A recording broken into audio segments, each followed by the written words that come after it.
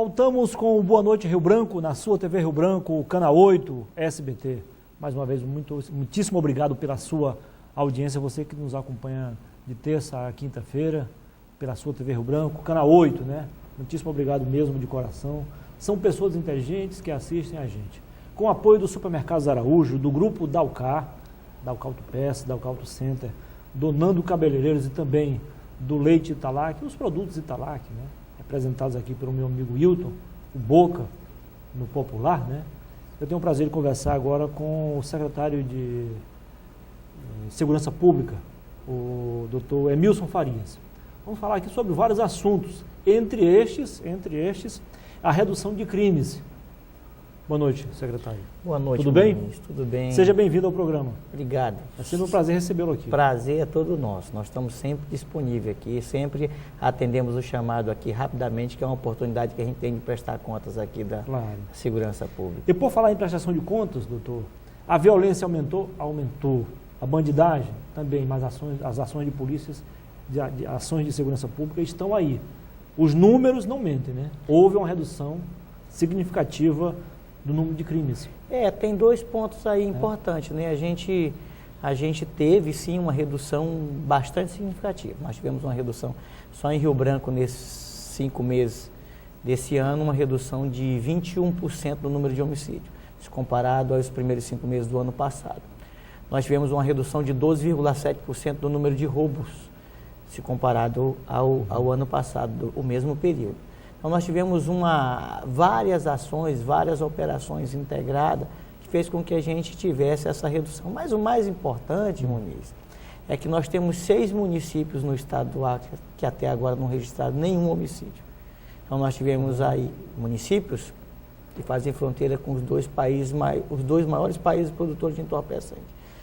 Assis Brasil, Brasileia e Epitaciolândia não aconteceu nenhum homicídio até Assis agora. Brasil mais ainda, né? Lá é uma tríplice fronteira, né? A tríplice fronteira. Nós tivemos lá Taumaturgo, Santa Rosa, que faz fronteira com o Peru, que nós também não tivemos nenhum homicídio, e Mané Urbano nós não tivemos nenhum homicídio.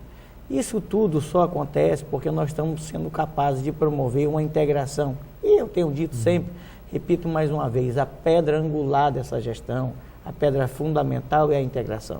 Então, nós estamos tendo capacidade de promover de maneira articulada várias ações integradas. Isso faz com que a gente tenha a redução de indicadores de criminalidade e violência. Nós, por exemplo, só a Polícia Militar nesses primeiros 5 meses retirou 259 armas de fogo de circulação. É claro que um dado objetivo como esse só pode reduzir homicídio, só pode reduzir roubo. Agora, a gente precisa ir para além. Esse além é isso que você colocou aqui na hora que você fez a pergunta. Além é fazer com que a gente avance não só os dados objetivos, mas consiga promover uma sensação de segurança. E essa sensação de segurança só é possível se a gente conseguir aproximar mais da população. E como é que se aproxima mais da população? Vou dar um dado concreto, uma situação real que ocorreu. Nós tínhamos uma incidência criminal no Taquari Aguda, uma situação aumentando. Nós tivemos uma operação, foi uma operação integrada, nós tivemos mais de 20 mandados cumpridos, 16 prisões executadas. Nós fizemos uma operação planejada, inteligente, organizada. Nós fechamos os pontos de saída do bairro, entramos com a Polícia Militar, com a Força Nacional, com a Polícia Civil. Tivemos o helicóptero dando apoio, fechamos aquele local e, posteriormente, nós entramos com o policiamento comunitário. Entendi. Então, nós ocupamos o território, tiramos de circulação as pessoas que estavam incomodando, tiramos ativos criminais como arma de fogo do local e depois entramos com o policiamento comunitário. Porque a ausência do Estado facilita, né, doutor? Naturalmente. Eu digo isso, não precisa ser só a ausência das forças de segurança pública, não. É a ausência mesmo, a ação de Estado. A ação de Estado. Por isso que eu falo sempre nessas duas pontas, por isso que eu falo da repressão firme. Eu sempre digo, e não tenho nenhum problema de dizer, que nós somos um dos estados que mais promove repressão. Proporcionalmente falando, nós somos os estados que mais prende no Brasil. Isso a gente não fala com orgulho, mas é uma constatação. Isso ocorre de fato. Eu estou simplesmente constatando um fato. Nós queremos avançar na prevenção para que a gente reduza essa situação de prisão também. Claro, até porque importante. Segurança pública a gente compreende de maneira holística, de maneira complexa.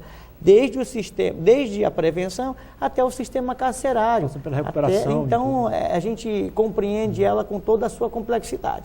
Daí a importância da gente promover uma prevenção cada vez mais qualificada. Por isso que eu estou falando de dados objetivos e de dados subjetivos. Claro. Nós estamos colocando em prática os conselhos municipais de segurança pública. Os conselhos municipais de segurança pública, na verdade, é um braço da sociedade civil organizada, tendo a segurança pública, orientando a segurança pública nas ações que tem que ser tomada dentro do seu território, dentro do bairro, dentro da rua, dentro do município. Vou citar aqui fazer uma pequena exposição, depois eu quero a sua opinião também.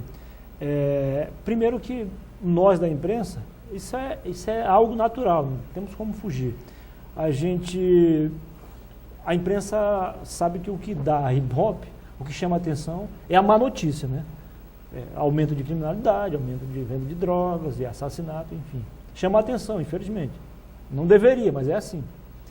Então, com base nisso, um amigo meu, que tem sempre uma análise sobre a segurança pública, ele disse, o pessoal está aí a comemorar a redução do crime, mas não é bem por aí. Eu digo, mas por que então? E a opinião dele também é válida, até certo ponto. Ele disse, olha, normalmente, nesse período do ano, no início do ano, depois do carnaval, quando o ano começa para valer, há mais emprego, há mais oferta de postos de trabalho e, naturalmente, aquelas pessoas que vivem do crime acabam tendo alguma coisa para fazer. Ou seja, não é totalmente do crime, ele às vezes é jogado no crime. Então, a hora que ele consegue um emprego, alguma coisa para fazer, ele deixa de fazer o que é errado. Tudo bem, é um dado importante. Só que este ano, o senhor sabe muito bem, a oferta de trabalho, de posto de trabalho, foi muito pequena. O Brasil vive em crise, o Acre também. A construção civil nem se fala, então. Agora, daqui a pouco eu vou entrevistar o presidente da construção civil, da indústria da construção civil, o DEMA, que é dos trabalhadores, digo, da indústria da construção civil, o XCE, ele falando que o índice de demissão é algo preocupante para o sindicato. Mesmo assim, vocês conseguiram, então, reduzir o número de crimes. Quer dizer, é um dado a mais para ser levado em conta nesse planejamento estratégico de vocês. O Brasil inteiro está numa tendência de subida. Então, os índices de violência e criminalidade têm subido no todo o Brasil. Isso é uma questão social também, o estado do Acre tem reduzido. Tem reduzido. Mesmo na dificuldade, mesmo na crise, a gente tem reduzido. É uma integração, o que eu estou dizendo, fundamentalmente integração. Agora, existem inúmeras ações que estão sendo implementadas. Isso é um dado empírico. A gente precisa fugir disso. Eu estou falando de dados objetivos, a gente reduziu. Ponto, reduzimos. Os números mostram isso. Às vezes isso não é o suficiente. Por quê? Porque a gente tem que avançar com outras situações que sejam mais subjetivas, que tenham e que tragam essa sensação de segurança. A segurança pública tem buscado e quer ser protagonista de algumas ações que vá para além de ação de natureza policial. Nós não podemos compreender um fato, como ocorreu recentemente, tenho dado esse exemplo, que é bastante significativo, de um adolescente que entra numa escola, fura um outro adolescente com uma tesoura, que pode ser um material didático, um material usado. A irmã que mata a outra. E a gente, de repente, compreender que uma situação dessa coloca a segurança pública numa situação caótica. Não, pronto. Isso é uma situação que falta mais tolerância, que falta mais paciência, que falta mais compreensão entre as pessoas. Isso não, a gente não pode querer imaginar que nós vamos ter um policial dentro de cada escola. Isso não é possível a gente imaginar uma situação dessa. Agora a gente precisa avançar para as causas dos problemas. E a segurança pública tem protagonizado e tem buscado isso. Nós tivemos recentemente um termo de cooperação assinado com a UFAC, onde nós vamos ter 40 policiais formando numa pós-graduação. Porque aí sim a gente começa a dizer o bairro Taquari teve uma incidência criminal no determinado período, porque aquelas 40 pessoas vão ter formações de uma pós-graduação e cada um apresentando um trabalho científico ao final da conclusão do curso, pode dizer e apontar, sem empirismo, sem achar que é por isso, questão econômica, ou por aquela, ou por essa, ou por aquela. Que aí fica muito no campo do achismo. Aí, através da ciência, chegar e dizer, olha, eu fiz uma pesquisa e a pesquisa científica está me dizendo que aquele bairro tem esse problema porque, por exemplo, os pais se separam muito cedo das mães. Os pais abandonam os filhos muito cedo, ou por essa ou por aquela situação, mas a partir de uma luz da ciência, trazendo para a segurança pública, para que a gente possa, aí sim, poder atacar de maneira organizada, de maneira mais efetiva. Repito mais uma vez, nós vamos continuar aprendendo, nós vamos continuar fortalecendo a repressão, mas nós precisamos avançar para além disso, para que a sociedade compreenda que a gente tem que enxergar a segurança pública para além de uma ação simplesmente de natureza policial. Esse caso que eu estou dando da adolescente é um caso, e eu sempre digo para os nossos policiais, vai ter momento, e nós sabemos onde queremos chegar, nós sabemos que nós temos um planejamento e uma organização para chegar ao final dessa gestão, nos 4 anos, com total apoio do governador. E é muito bom quando a gente trabalha e a gente se sente à vontade e amparado por quem está na ponta, dizendo, olha, toque, porque nós estamos aqui junto, dando a diretriz adequada, exemplo da integração, e a gente sabe onde quer chegar. A gente sabe que ao longo do percurso, ao longo do caminho, nós vamos ter, como você bem disse aí, numa situação midiática, um assalto cinematográfico, um homicídio que vai ruir a paz social, e aquilo vai parecer que todo o nosso trabalho pode escorrer entre os dedos. Mas nessas situações, eu tenho dito sempre para os nossos policiais, levantemos a cabeça, cerremos fileira, porque a gente sabe onde a gente quer chegar e a gente sabe o que a gente está fazendo e os resultados estão aparecendo aí. Agora, doutor, isso é um ponto pacífico. Desde o mais humilde trabalhador ao o maior formador de opinião, eles sabem que o número de crimes praticados contra a vida, os assassinatos, tentativa de homicídio, tráfico de drogas no centro, na periferia, no capital, no interior, eles sabem que, pelo menos, eles não se sentem totalmente inseguros com relação a isso aí. Agora, o que a gente percebe claramente, que traz uma sensação de total insegurança, é o alto índice de assaltos, arrombamentos e tal. Vocês têm alguma coisa especificamente para combater esse tipo de crime? Eu acho que é menos assalto, eu acho que é mais o furto mesmo. Né? Aliás, os latrocínios, todos que ocorreram, são todos elucidados. Nós não temos nenhum latrocínio por elucidar. Quando eu falo de uma situação dessa da adolescente, essa adolescente foi apreendida. A outra que matou com a tesoura, a irmã, está presa. Agora, o que leva uma pessoa a praticar uma situação dessa? A polícia entrou, prendeu, está presa, ok, foi dentro de casa, mas o que leva? Qual que é a causa disso? Esse é o problema. Numa situação como furto, nós temos sim problema de furto e o Brasil inteiro sofre com problema de furto. O furto, eu já disse e repito mais uma vez, é aquele crime que não deixa testemunha visual, que não deixa testemunha ocular, em que a pessoa deixou a casa sem ninguém. E aí a pessoa que tem a expertise naquele tipo de delito, entra pelo forro. Então, é isso que a gente tem que buscar, essa parceria, essa união. A maioria das pessoas que praticam esse tipo de delito, esse tipo de furto, são pessoas que precisam de um olhar, às vezes até mais de saúde pública, porque são pessoas dependentes químicos. Nós empossamos ontem o CONEM, que é o Conselho de Atenção a Drogas. Então, esse olhar, essa questão transversal de olhar por todos os aspectos é que é fundamental. E a segurança quer protagonizar essa situação. Por isso que nós estamos atacando em todos os viés. Às vezes, no viés a da própria repressão, família pratica. Pode ser. Então, assim, esse tipo de delito, que é o furto, em que você tem essas situações específicas que não deixa testemunha de viso, esse tipo de crime é um crime de alta complexidade, difícil elucidação, porque os vestígios são muito precários. Mas a gente precisa avançar para verificar quem é que está praticando aquele delito e por que está praticando aquele delito. Então, são esse tipo de ação que a gente está fazendo dentro dessa complexidade que é segurança pública.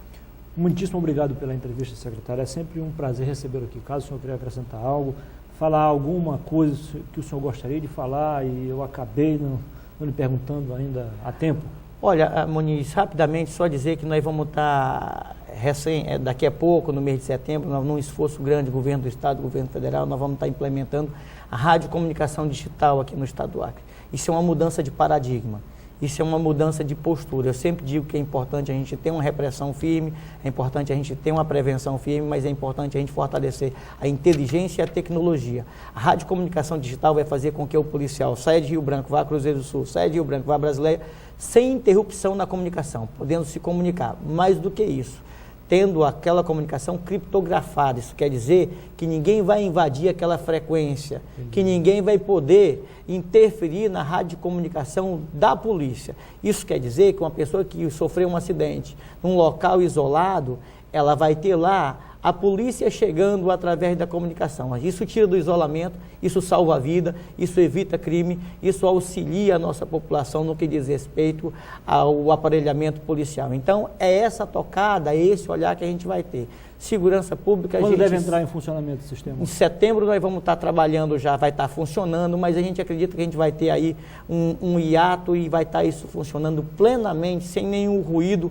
A partir de dezembro a gente vai estar com isso 100%. Em setembro nós já vamos estar com isso funcionando. Quem se deslocar de Rio Branco até Brasileira vai ver inúmeras torres ao longo da BR e vai verificar que nós temos lá essas torres que são colocadas. Isso é a tecnologia à disposição da segurança pública para combater a criminalidade e a violência. Foi um prazer. Prazer é nosso. Sucesso, secretário. Sempre à disposição. Parabéns pela espontaneidade e a sinceridade das respostas. Obrigado. Depois do intervalo, eu volto para conversar com o presidente do Sindicato dos Trabalhadores da Indústria, aliás, Sindicato dos Trabalhadores em Saúde do Estado do Acre, o Sintesac, Antônio Daniel, e o secretário-geral do sindicato, o Frank Lima. Fique com a gente.